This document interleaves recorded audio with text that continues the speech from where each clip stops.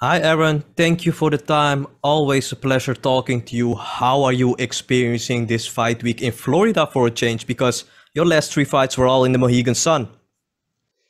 Yeah. How are you, Santiago? Everything is going well. It's there's not much that you can really do. I'd love to go out and explore Miami, but obviously under the circumstances of COVID, it's a little bit different. But now I feel good. Everything is going well. My weight is where it needs to be. My coaches have arrived, and um, just enjoying the process. Yeah, you look fantastic. You are on an incredible four-fight finish streak. Finally, you get a ranked opponent next. Was this exactly how you and Ali Abdelaziz planned your future out to first get some wins in and rebuild, and then after take out some ranked opponents like Justin Gonzalez?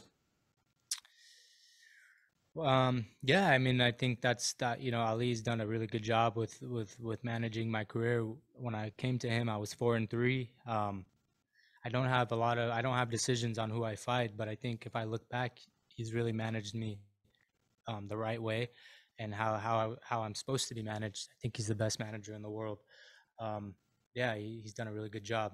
Um, I'm just focused on getting better, and I'm really excited to take on a guy that's ranked. He's a tough guy, and I need to be aware. This is a 15 minutes where I need to be very, very focused, and I will be. I'm ready for this fight. Andrew? Hi, Aaron. Nice to meet you. Hi, Uh, Andrew. How are you? Not too bad. And yourself? I'm good. I'm good. Thank you. The last time we spoke in Madison Square Garden, you expressed your dissatisfaction with how you were being matched. Your last two opponents at that point had, I think, a combined record of 43-2.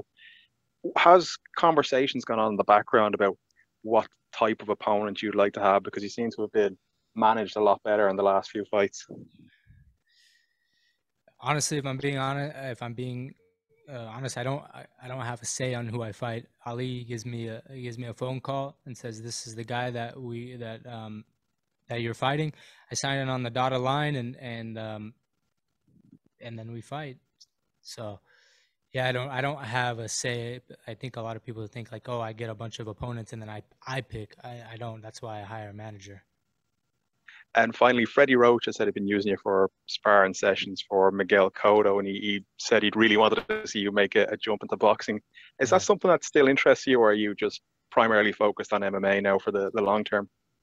No, 100%. I would love to get a boxing fight um, when the time is right, and they need me to step in on an undercard. I would love to fight maybe on a Jake Paul undercard if they can get me on and an opponent. I would love to fight for sure. Kobe? Hi, Aaron. Good to talk to you, buddy. Good to talk to you as well, Kobe. I spoke with Justin Gonzalez a little while back, actually, on my show, and I asked him who he'd like to face next, and your name came up. He felt that you would be a good test and stylistically a pretty good match for him. There's a ton of tape on you, not as much on him. How much do you know about him? Oh, there's a lot of tape on him because I've found it. I Yeah. found it. So yeah, of course, of course. So yeah, you're talking to Greg Jackson and Brandon Gibson and then those guys. Yeah, there's a lot of tape because we watched it. But he's a tough opponent, a tough guy, and yeah, we're ready to fight. Yeah, not like I said, I'm ready to do my job. Do you feel you have an advantage in any particular aspect of the game? Yeah, I feel I have advantage everywhere. I feel I have the advantage in wrestling, on the feet, on the grappling. I feel I could take the fight everywhere. But this guy's dangerous. Like I said, everybody always says your wrestling is a lot better than his, and I feel it is better. But if you're looking at credentials and things like that, yeah, I'm light. I feel like I'm a way better wrestler and my accolades and things like that. But that doesn't mean anything in this game. And I think I've found that out. I've lost in this game. If you're a great wrestler, it doesn't mean anything. If you're a great striker, it does not mean anything. So I just have to be very, very aware, make the right decisions in there, be focused, don't get into a firefight, and I think it's going to be a great night for our team. Right on. Looking forward to it. Thank you. Luke? Hey, Aaron, Luke from Empire Universe. First off, how are you doing, man? Luke, I'm doing well, man. How are you? I can say the same. And I also talked with Justin in a previous interview. He gave you lots of praise. He's mentioning that you're a tough opponent. What kind of praise can you give back to a guy like Justin? Honestly, anybody that steps in the cage is earned my respect. Anybody that goes in there this is a tough sport. This is a tough sport on individuals. This is a tough sport on your wives, mom and dads. This is a tough sport. So everybody that steps in there is earned my respect. And if it wasn't for him signing on the dotted line to fight and going in there Friday night, I wouldn't be able to get paid. So I have the utmost respect for him. Obviously, he's 14-0. He's in 14 bouts. He had to put in work. He had to sacrifice a little bit. So I have the utmost respect for all fighters. Like I said, this is a tough, cutthroat sport. It's hard on our bodies, hard on us mentally, our families. So I have a lot of respect for all fighters. I really do. Welcome Friday. Thank you. Sean? Hi, Aaron. Sean Sheehan here from SevereMA.com. I just have two quick questions. And the first one is, a few people asked you there about your career outside of the cage and the manager, but I want to ask you about inside the cage. Obviously, when you started, you had the experience of the wrestling and the boxing. You came in maybe a little bit too reckless in your career, and now you've become more refined and more tactical. Do you feel going forward you maybe have to put both of those things together, a bit more reckless, a bit more violent with the tactics and the technical aspect as well to get to the very top? Of course. I don't know. I mean, if I look at my last 4 fights, they just have been in total dominant fashion. So I haven't really been like too reckless.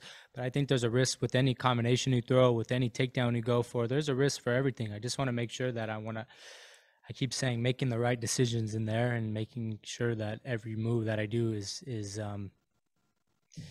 been drilled, and all my training. And that's why training is so important. The muscle memory is being able to do the right things at the right time under high stressful situations.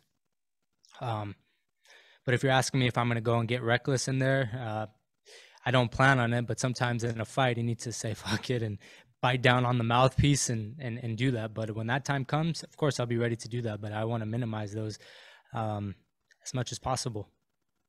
There was a fight last week, obviously, in Ireland, and the crowd was incredible, which I'm sure you saw. Pedro Carvalho fought there, and he won very impressively against Daniel Weichel. He's similarly ranked to you in the Bellator rankings.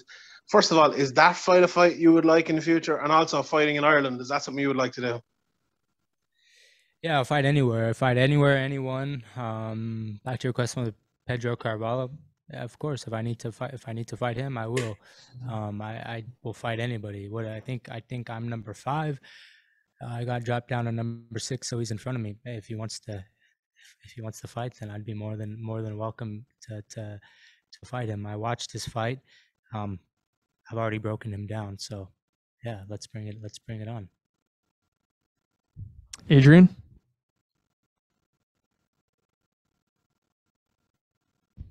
Adrian, go ahead. Can you hear me? Yes, Can you guys hear me? Okay, Aaron, I hope you're well. With you and AJ coming through the Bellator ranks together, both of you started your career. AJ went on to be champion. Is that a fight you hope to have in the future? I'm sorry, repeat the question. So you and AJ started in Bellator together. Oh, okay. Yeah. So he went on to become champion. Is that a fight you hope to get in the future? Because you're number 6 right now. So with the win over an undefeated guy, I feel you would get top 3 or a title shot. No, that's not a fight that I'm looking for in the future. I've said it, and I've said it many times. There's many guys that I can beat before I get to the title. A lot can happen. There's a lot of things that I need to accomplish. I need to fight some more ranked guys and things like that. So we'll see. But fighting AJ is not something I'm looking for in the future. Absolutely not. All right, we'll take a couple more here. Jay? Thanks very much. And Aaron, good to talk to you again. You talked about the toughness of this sport. And when we talk about advantages, I'm just curious, do you see yourself as having the mental advantage over Justin? Because I think a lot of people see an undefeated fighter and just assume he's kind of got that edge, but you've had to go through adversity. You've had to bounce back. Yeah, I mean, he's undefeated, so I feel that he believes that everything that he's been doing up to this point has been working. He's 14-0 for a reason. But I think it's just a little bit different stepping in the cage with me. You know, a lot of people have a game plan and want to do this, but until you felt my power, until you felt my timing on my takedowns now, my smart decision making in the grappling, I think it's a little bit of a different beast. Every fight is different. As far as mental edge, I don't know. I'm just focused on myself. I know what I need to do. I know what works for me during fight weekend and during the fights, and may the best man win. And you mentioned that you don't want to fight AJ, and you've been consistent about that. I'm just curious, do you think he'll be up to lightweight by the time you do get there? I think so. I really do. I think that he's obviously got the size. He's pretty long and tall. So yeah, maybe going up to 155. I think I see him going up to 155. And to be honest with you, I think he would clear that division out. I think he would beat Patricky Pitbull in dominant fashion. I really do. I mean, from the beginning, I've said that AJ was going to win the tournament. That he did.